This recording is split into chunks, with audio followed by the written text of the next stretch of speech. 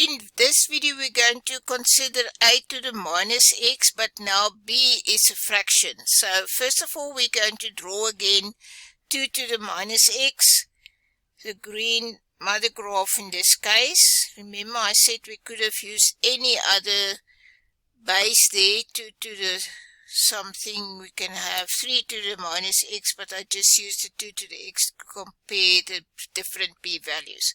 So there's my 2 to the minus x with all its properties that you know by heart now. So if I look at my blue graph, then I see I have 1/3 times 2 to the minus x, so my b is 1/3.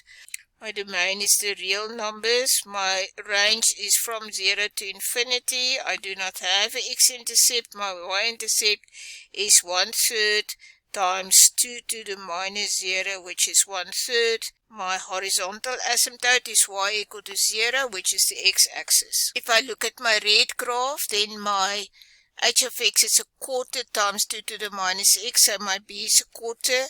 My domain is still r, my range is still from 0 to infinity, and my y-intercept is a quarter times 2 to the minus 0, which is equal to a quarter. And my horizontal asymptote is y equal to 0, or the x-axis. If I look at my purple graph, I have my b equal to 1/10.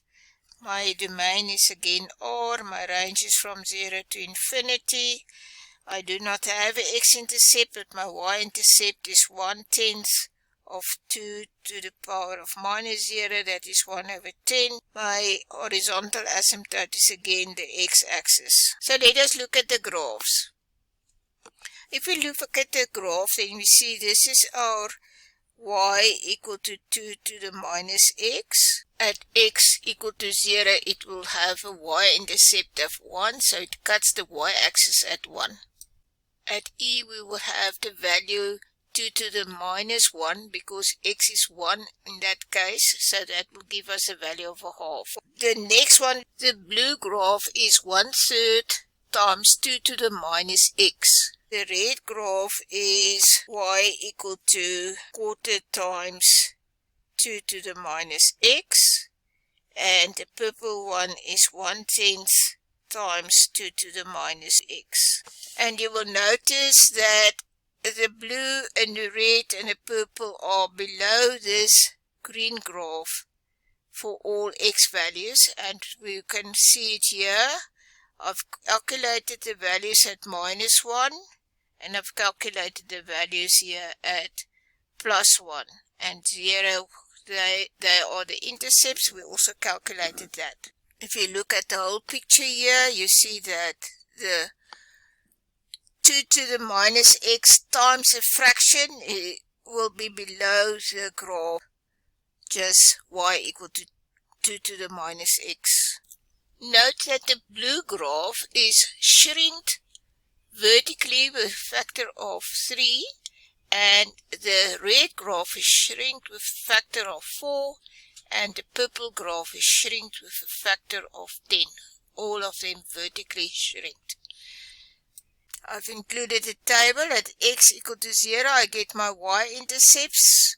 Y equal to 1 for the green one, y equal to 1/3 for the blue one, y equal to 1/4 for the red one, and y equal to 1/10 for the purple one. And a is greater than 1. And in this case, we have for x negative, we see the green graph is the top one there, and everything is below that. And for x positive, the green graph is the top one, because that's y of at e, and then etc. So it's quite easy to see it from the graph, or when you calculate this y-intercept, and at the point -1, at the point +1, then it's easy as pie.